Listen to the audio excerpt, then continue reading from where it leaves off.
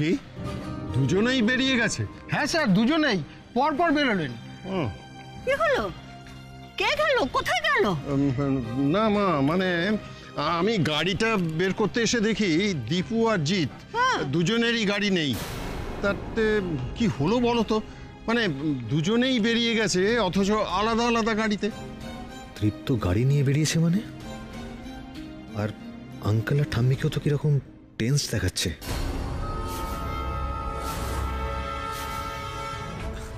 Uncle, কি ব্যাপার? Anything wrong?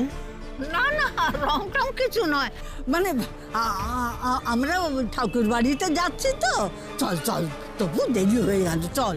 না না, আঙ্কেল এখনই বলছিলেন না যে দৃপ্ত কোথায় গাড়ি নিয়ে বেরিয়ে গেল। তা আঙ্কেল, এত সকালবেলা দৃপ্ত কোথায় গেল? হ্যাঁ, আমিও তো তাই ভাবছি যে আজ সকালে দীপুর বাড়ি থেকে বেরোনোর কি দরকার হলো। হ্যাঁ, আর জিতটাই বা গেল কোথায়?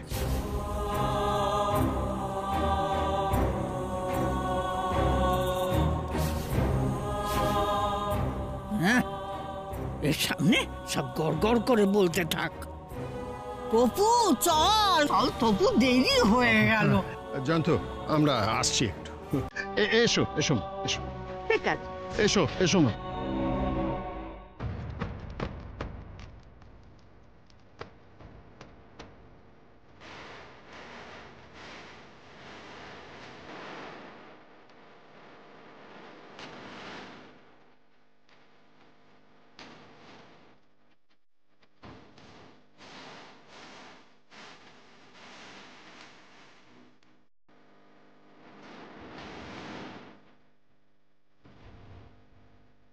আঙ্কেল, আপনি একদম টেনশন করবেন না।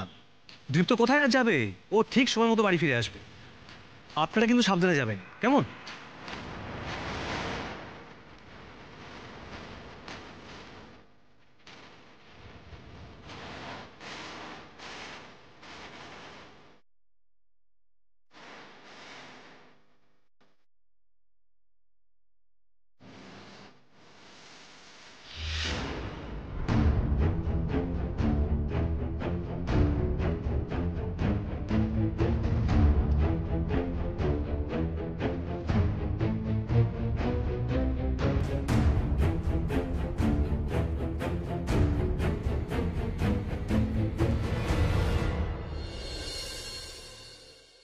জেসি, জেসি, নয়ন কোথায়?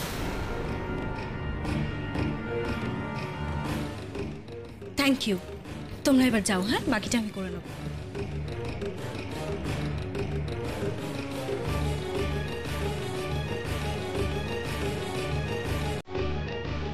কি হচ্ছে রে? তুই হঠাৎ এরকম ভাবে ঢুকে এসে নয়নকে খুঁজছিস কেন? যেটা জিজ্ঞেস করছি ওটা বল না। জানিস নয়ন কোথায়? না, জানি না, আর জানার কোনো ইচ্ছেও নেই। ওর মুখটাই আমি দেখতে চাই না।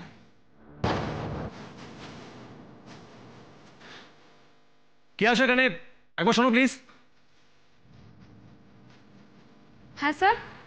এখন নয়নকে ডাকো, বলে যে জেসমিন ম্যাডাম দেখা করতে চাইছে। নয়নকে তো অনেকক্ষণ দেখতে পাচ্ছি না আমি।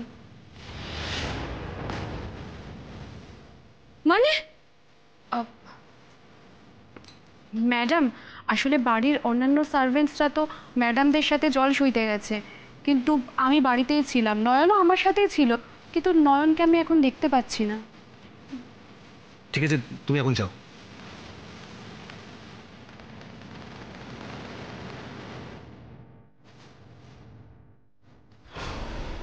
কি শুনলি? নয়ন বাড়িতে নেই। নয়ন শুধু একা নয়, দৃপ্ত আর ওর ভাই জিৎ, ওরা ওই বাড়িতে নেই।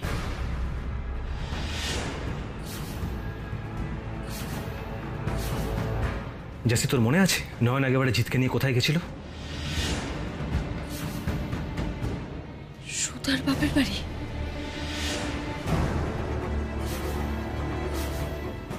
এক্স্যাক্টলি। আমি তো কিছু বুঝতে পারছি না, নয়ন কি আবার সুধার বাবার সঙ্গে দেখা করতে গেল?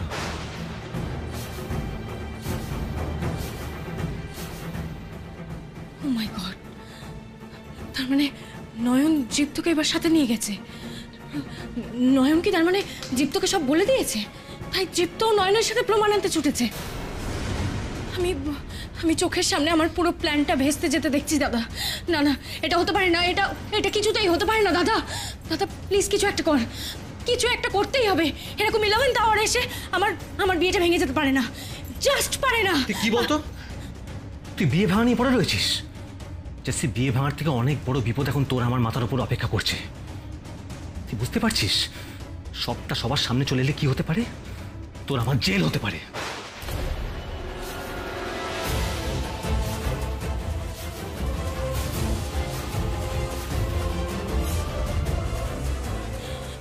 আচ্ছা শোন, তরুণ কর্মকার হাতের রিপোর্টটা পেয়েছে কিনা, আর যদি পেয়েও থাকে তাহলে কি রিপোর্ট পেয়েছে সেসব তো কিছুই আমরা জানি না। তাই যা ব্যবস্থা করার আমাদের একটা সেফলি ব্যবস্থা করতে হবে। তরুণ কর্মকারের কাছে ওদেরকে পৌঁছতেই দেওয়া যাবে না। দাদা দাদা প্লিজ কিছু একটা কর, প্লিজ কিছু একটা ভাব। দাদা দাদা চুপ করে দাঁড়িয়ে থাকিস না, প্লিজ ভাব। ভাবছি আমি, দাঁড়া, ভাবতে দে আমাকে, দাঁড়া। বুঝতে পারছি না কি করা যায়।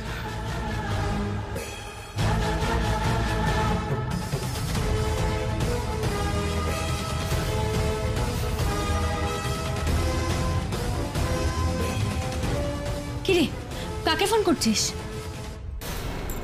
কাকে ফোন করছিস?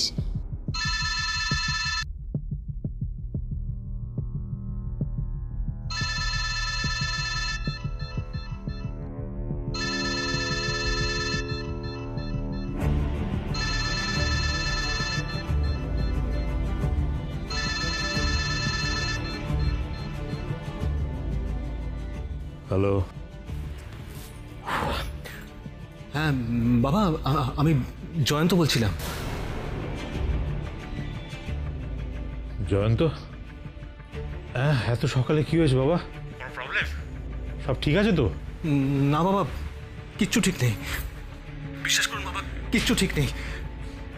আমার কাছে না একটা হঠাৎ করে ফোন কল এলো, কে করেছিল জানতে পারিনি, শুধু বললো যে কাশীগঞ্জ থেকে ফোন করছে। কার ফোন? হ্যাঁ, কিসের ফোন?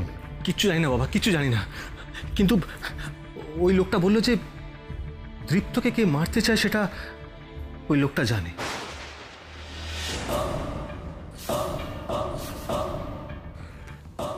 কি বলছো কি তুমি বাবা?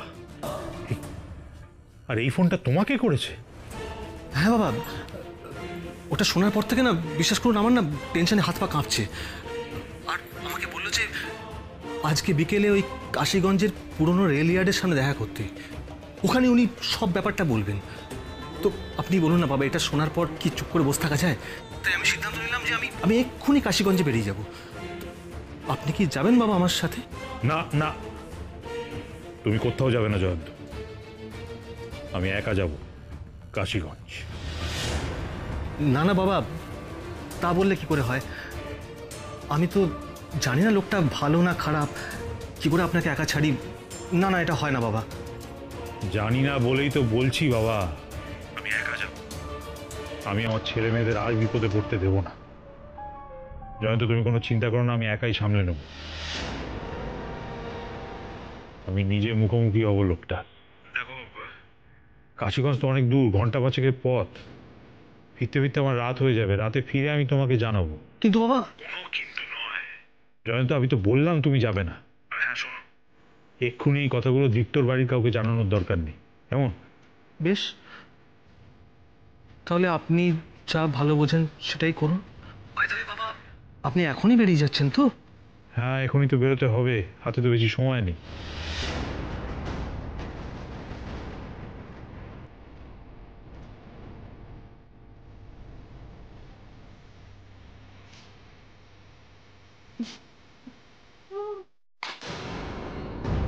খুব ভালো প্ল্যান করেছিস দাদা, খুব ভালো। এবার শুধু তরুণ কর্মকারের সাথে নয়ন আর দৃপ্ত দেখা হওয়াটা আটকাতে হবে। ওরা পৌঁছানোর আগেই যেন সুধার বাবা বেরিয়ে যায় ওখান থেকে, ব্যাস।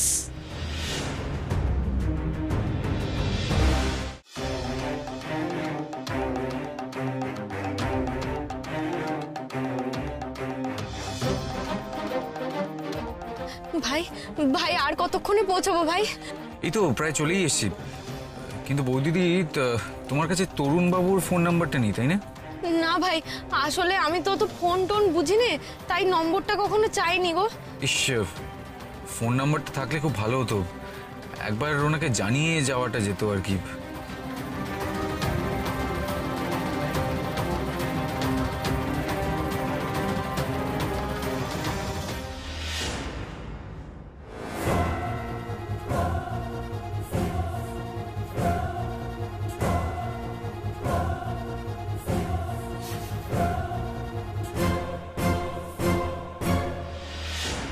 ভাবিস না নয়ন, আমি দৃপ্তর কিচ্ছু হতে দেব না। তুই আমার প্রাণ বাঁচিয়েছিস নয়ন, আমায় নতুন জীবন দিয়েছিস, তোর জন্য আমি এটুকু করব না? আমি জেনেই ফিরব কে দৃপ্তকে শেষ করতে চায়।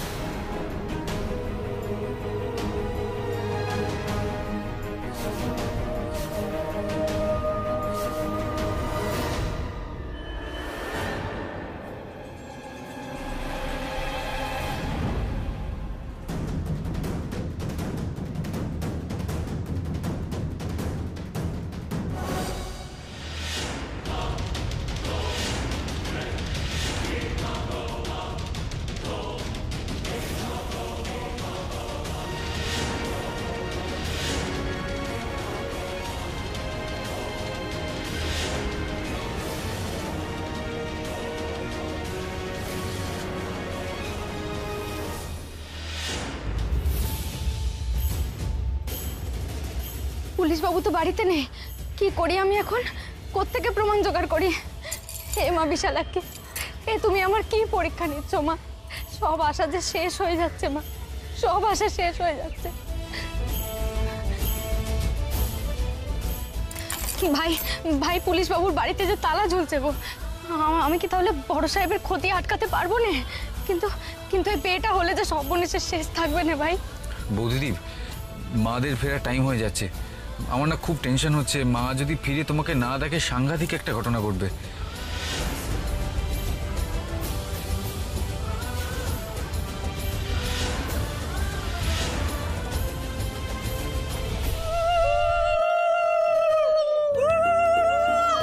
যাও, জিনিসগুলো গুছিয়ে রেখে দাও, ঠিক করে রাখবে।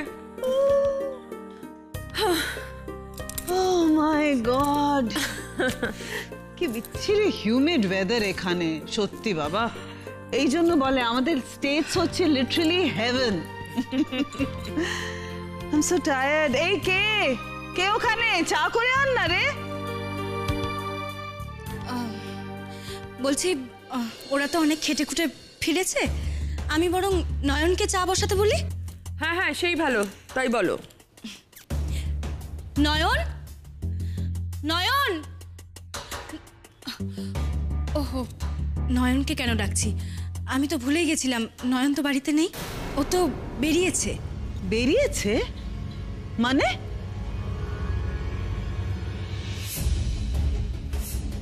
কি বলছো তুমি? বেরিয়েছে মানে কি? হ্যাঁ পিসিমণি, আমায় তো একজন মেড সার্ভেন্ট বললো যে ও নাকি বেরিয়েছে। বললো মানে? দুর্বাতকে বলে গেল বাড়িতে থাকার জন্য, কাউকে কিছু না বলে বেরিয়ে গেল? কি সাহস! কি ব্যাপার মিসেস বাসু, কে বেরিয়ে গেছে? কে আবার? নয়ন? বাড়ির একটা কাজের মেয়ে কারো কোনো পারমিশন না নিয়ে হট করে বাড়ি থেকে বেরিয়ে গেল। What is this happening here? Can you imagine? হ্যাঁ, সে তো বটেই, কিন্তু নয়ন কোথায় গেল? এদিকে আঙ্কেলকে দেখলাম ঠাম্মিকে নিয়ে মন্দির যাচ্ছে, তখন শুনলাম জিৎ আর দৃপ্ত বাড়িতে নেই। আচ্ছা, তার মানে নিশ্চয়ই দাদা ভাইয়ের বন্ধু লং ড্রাইভে গেছে, কিন্তু এই জিপটার মাঝখানে কেন ঢুকলো কাবাবে হাড্ডি হয়ে আমি বুঝতে পারছি না।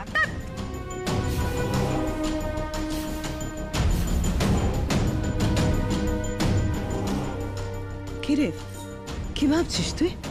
আমার খুব ভয় করছে দুর্বা, রঙ্গনার কথাগুলো সত্যি হবে না তো? দীপু আর নয়ন গেল কোথায়?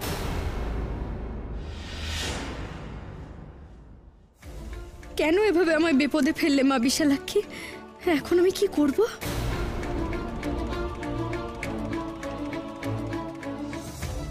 বৌদিদি প্লিজ এইভাবে দাঁড়িয়ে থেকো না, চলো আমাদের ফিরতে হবে। দেখো কোনো কাজটাই তো হলো না এখানে এসে, অ্যাটলিস্ট বাড়িতে টাইমে ফিরলে অশান্তিটা হবে না। তুমি প্লিজ একটু ওঠো, চলো।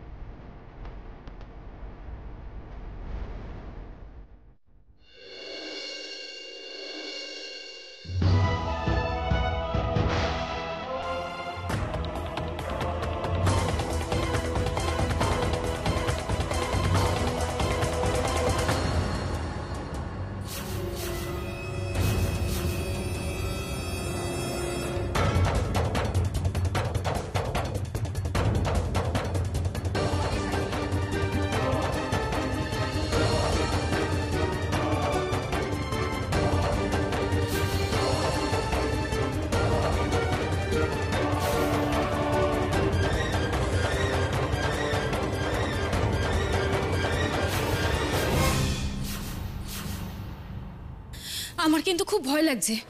বিয়ের দিন সকালবেলা নয়ন দীপ্তকে নিয়ে কোথায় চলে গেল? আমি ওই মেয়েটাকে এতটুকু বিশ্বাস করি না। ও ও যা নয় তাই করতে পারে। প্লিজ প্লিজ আপনারা কিছু একটা করুন প্লিজ। তুমি এত টেনশন করো না জেসমিন, আমরা তো আছি। সংযুক্তা, তুই দীপুকে প্লিজ একটা ফোন কর।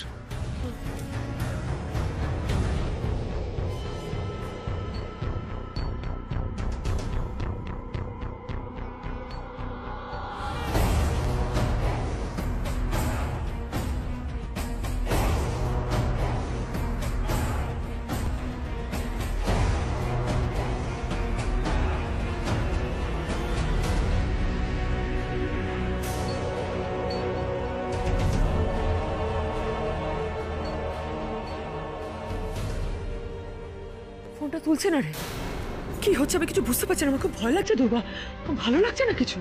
দীপু গেল কোথায়?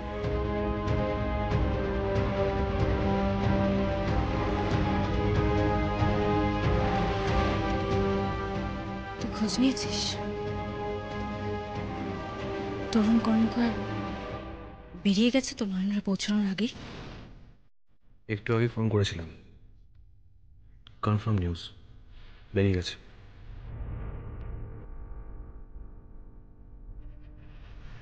যাক, কয়েক ঘন্টার জন্য নিশ্চিন্ত হওয়া গেল যে ওদের সাথে সুধার বাবার দেখাটা হচ্ছে না। আর উনি তোর সাথে যেভাবে কথা বললেন তাতে তো মনে হয় না তোকে সন্দেহ করার মতো ওনার কানে কিছু গেছে বলে, তাই তো? কথাটা ঠিকই বলছিস তুই।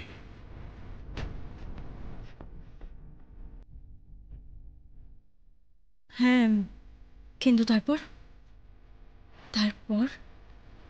উনি তো কাশীগঞ্জে গিয়ে জানতেই পেরে যাবেন যে ওখানে কেউ নেই। তখন তো উনি ফিরে আসবেন আর রিপোর্টগুলো নিয়ে ফিরবে না।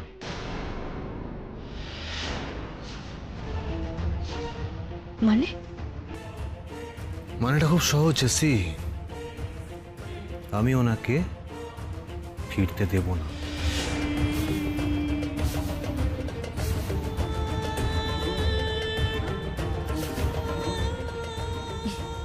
থ্রেট?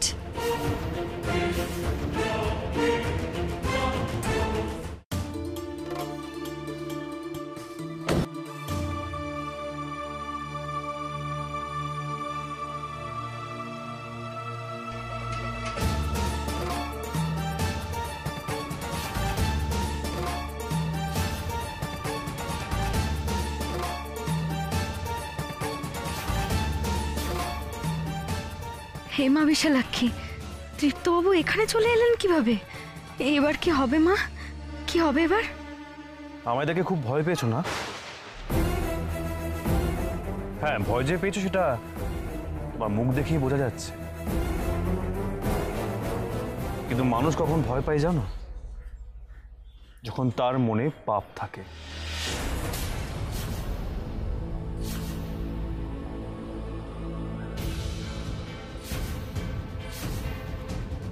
এত সকালে তুমি এখানে কেন এসেছো নয়ন?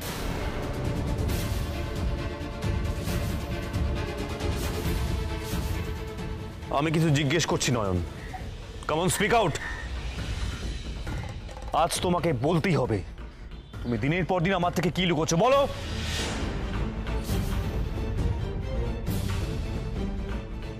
তুমি আমার থেকে কি গোপন করছো আজকে সেটা আমাকে জানতে হবে, বলো নয়ন।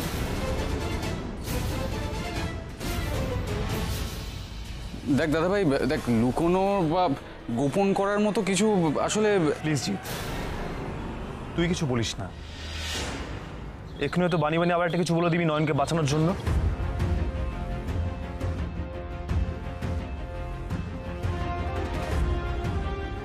আর আমি খুব ভালো করে জানি তুই নয়নকে বাঁচানোর জন্য তুই মিথ্যে বলতে পারিস।